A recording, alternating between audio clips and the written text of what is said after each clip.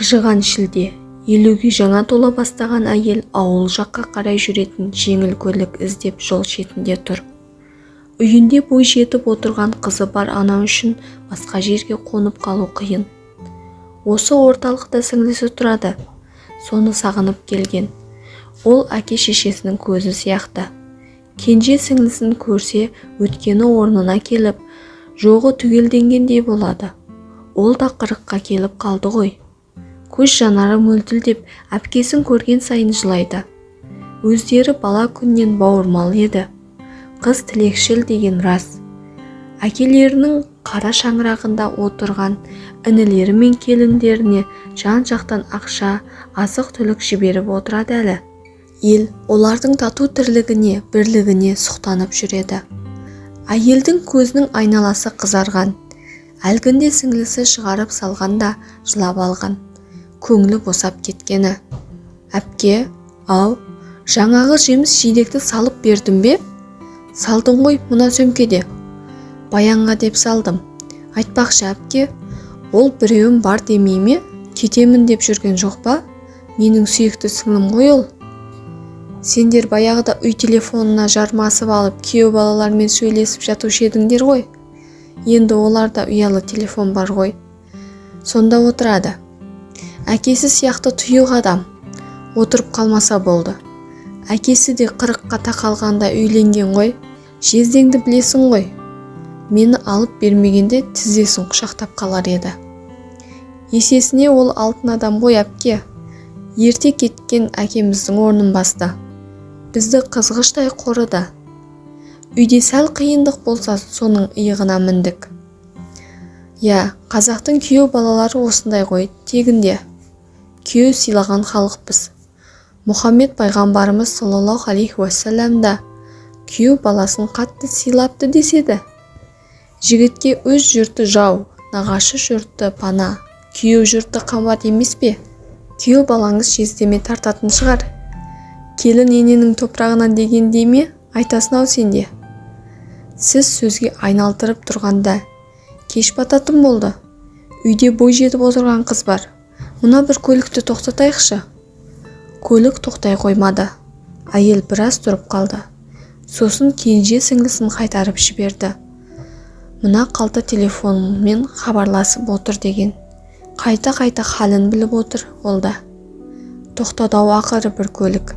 Ішінде 3 жігіт отыр екен. Біз де сол ауылға бара жатырмыз. Тіпті үйіңізге кіргізіп кетеміз. Деп шопыр баланың жанында отырғаны зып-зып етеді. Сау, таза тәрбиелі балалар екен.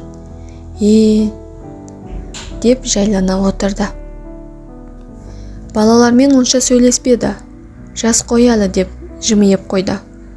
Ал олар есейіп кеткендей, біресе саясатты соғады, біресе заңды әңгіме қылады. Дегенмен технология заманы ғой.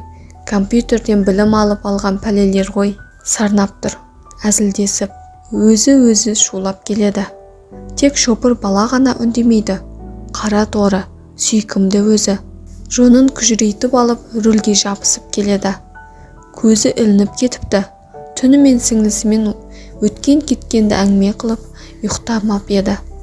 Апай, аулыңызға келдіңіз, ояныңыз, деп білегінен тартады біреусі. Мынау көшеге түс, деді шопыр балаға. Балалар тым-тырыс болып қалды. Бұған әйел аса мән берген жоқ. Үйдің тура алдына келіп тоқтатты. Ақша ұсынып еді, алмады. Көздерінен үрей көргендей болды ма, терең ойланып жатпай, әйел үйіне кіріп кетті. Қызы Баян тотыдайын таранып отыр екен. Күлмең етеді. Телефонын құлағына қыстырып алып, ау, алло деп жүргені. Бір жерден ұстайды, бір жерден ұстамайды байланыс деп астына орындық қойып алушы еді. Тағы да солай орындық үстіне шығып тұрды. Үстінде халат, аяғында сүйретпе. Далаға шығып келемін деп кеткеннен жоқ болып кетті. Жарты сағат өтті, жоқ. Әйел атып далаға шықты. Шықса дала тым-тырыс. Әлгінде ит ұрып шулап еді. Енді басылып қалыпты. Ай әлі тумаған. Түн салқын тартып барады екен. Келіп күйеуіне айтып еді, енді қосақталып шықты далаға. Ал содан ізде. Ауылдың итін түгел шулатып, ана басына бір, мына басына бір шығады. Әкесі, не, қызың күйеуге қашып кеткен сияқты. Елді шулатпай артын күтейік. Оны қайдан шығардың? Жаңа мені көлікпен 3 бала әкеліп тастап еді. Солар қыз алып қашуға келген сияқты. Себебі мен мына көшеге түс деп едім, үндері өшіп қалды. Үйдің жанына келгенде тіптен мыңқиды. Көздерден үрей көрдім. Біздің қыз осылай кетуді ұйғарған сияқты. Енді таңға дейін ұйқы қайда? Сен қызықсың. Өзің мініп келген көлікке қызыңды салып жібергендей болып. Бұл қай сөзің? Мен көріп келме екем, көре сала. Ай, сендер менің қызымды алып қашасыңдар ма? дейтін. Күйеуі сабырлы адам болса да, ұйықтай алмады. Екеу де дөңбекшіді. Бір үміт, бір күдік. Қыз беру оңай ма? Әйел машинадағы балаларды көз алдына елестетеді. Қайсысы екен деп ойлады. Ана жыпылдақ па, артына қарап-қарап сөйлейтін, әлде өзінің жанында отырған күлегеш пе? Болмаса үндемейтін шопыр бала ма? Көлігі бары дұрыс шығар, көңілдісі де дұрыс деп ойлап жымиды. Біресе қорықты, бірақ ана емес пе, іштей сезгенді.